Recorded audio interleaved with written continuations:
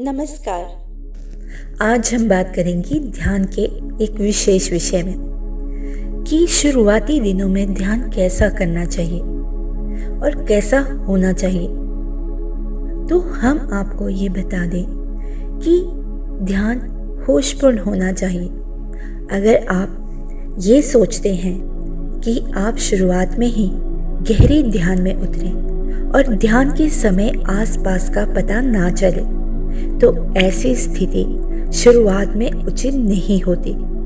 वो एक निर्बीज समाधि की शुरुआत है, जब आसपास का या खुद के शरीर का ही पता नहीं चलता। इसके लिए शरीर का तैयार होना जरूरी है। अगर शरीर पूरी तरह तैयार नहीं है तो आगे चलकर कुछ परेशानी भी खड़ी हो सकती है।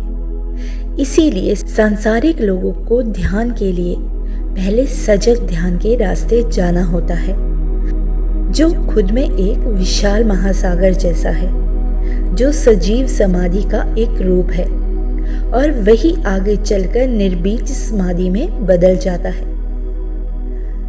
तब बाहर का सब बाहर ही रह जाता है और साधक भीतर उतर जाता है, जबकि सजग ध्यान में खुद का शरीर, बाहर की आवाजें, शोरगुल, अपने विचार आदि सब पता चलता है, मगर उनको सहन करने की क्षमता भी धीरे धीरे विकसित होने लगती है, जिससे व्यवधान की समस्या खत्म होने लगती है। बाहर का सब एक नाटक सा लगने लगता है, जिनसे असुविधा होनी बंद हो जाती है और उनके प्रति भी एक अलग प्रकार का नजरिया विकसित होने लगता है।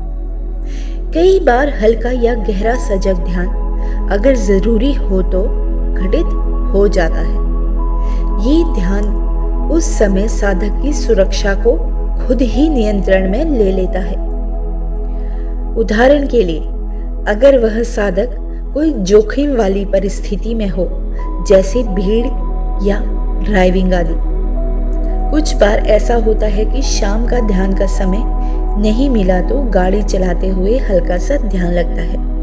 मानसिक या शारीरिक रूप से हल्का सा इष्ट के आगे सिर झुकेगा और फिर सब सामान्य चेतना के साथ जीवन शुरू हो जाता है। ध्यान वाली चेतना बेहद सजग, सावधान और विचार रहित होती है। उसमें उथल पुथल नहीं होती, बल्कि मन में विचार नहीं होने से बड़ी शांति होती है। देखा देखी या किताबें पढ़कर अधिक समय तक ध्यान करना उचित नहीं है, क्योंकि अगर एक बार ध्यान में चले गए तो फिर बाहर कब आओगे या कहीं नॉर्मल चेतना में कब आओगे, यह भी परेशानी खड़ी हो सकती है, जो बिल्कुल असुविधाजनक लगेगी और तब सामान्य जीवन के कार्य भी करने मुश्किल हो जाते हैं। मेरे एक मित्र हैं, वैसे तो वो मुझे अचानक मिले थे, पर उन्होंने मुझसे सबसे पहले ये प्रश्न पूछा था कि मेरी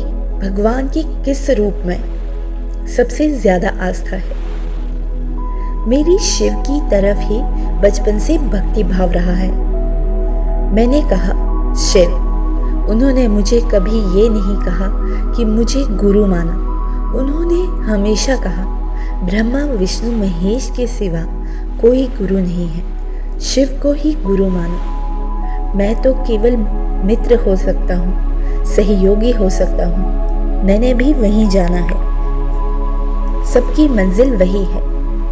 बस मैंने इस मार्ग में अपना सफर तुमसे थोड़ा पहले शुरू किया है। मैं केवल ये बता सकता हूँ कि इस मार्ग में ऐसे चलो। मार्ग में चलते चलते कई रास्ते ऐसे भी मिलेंगे जहाँ पर भटकने की स्थिति मिलेगी, पर मैं एक मार्गदर्शक की तरह ये कह सकता हूँ कि उधर मत जाना, ये सही और ये गलत रास्ता है, क्योंकि मैं इस रास्ते में तुमसे कुछ आगे चल रहा हूँ। इस मार्ग का अनुभव थोड़ा ज्यादा है। उन्हीं के सानिध्य में मैंने ध्यान मंत्र जाप आरंभ किया था। उनके एक मित्र हैं जो दुबई में रहते हैं। जब उन्होंने उनको ध्यान जाप करने के बारे में बताया तो सारा परिवार तभी से मंत्र जाप व ध्यान करते हैं। उनका एक बड़ा बेटा जब पहली बार ध्यान में बैठा तो वो बहुत गहरे ध्यान में चला गया और 3-4 दिन बाद तो उसे एक दिन जगाना मुश्किल हो गया था। बहुत परेशान हो गए सभी लोग। हालांकि वो पिछले 2-3 जन्म अपने देख पाया था, परंतु वापस आना बहुत कठिन था। उस परिवार ने पहले ही कोई गुरु बना रखे हैं। उन्होंने अपने गुरु को फोन किया। उस समय वो भी कुछ नहीं कर पाए। 4 घंटे ऐसे ही बीते। फिर वो कहीं होश में आया और बहुत ज्यादा रोया। उसका रोना ही बंद नहीं हुआ। कहने का सार ये है कि लंबा समय ध्यान करना पारिवारिक इंसान के लिए उचित नहीं कहा जा सकता। अतः इस बात का ध्यान रखें कि पहले अभ्यास करें। ध्यान का 10 मिनट से आरंभ करें, बच्चों के लिए खासकर, और जाप अवश्य करें। शुरुआत में ही गहरे ध्यान की इच्छा ना करें। संयम रखें।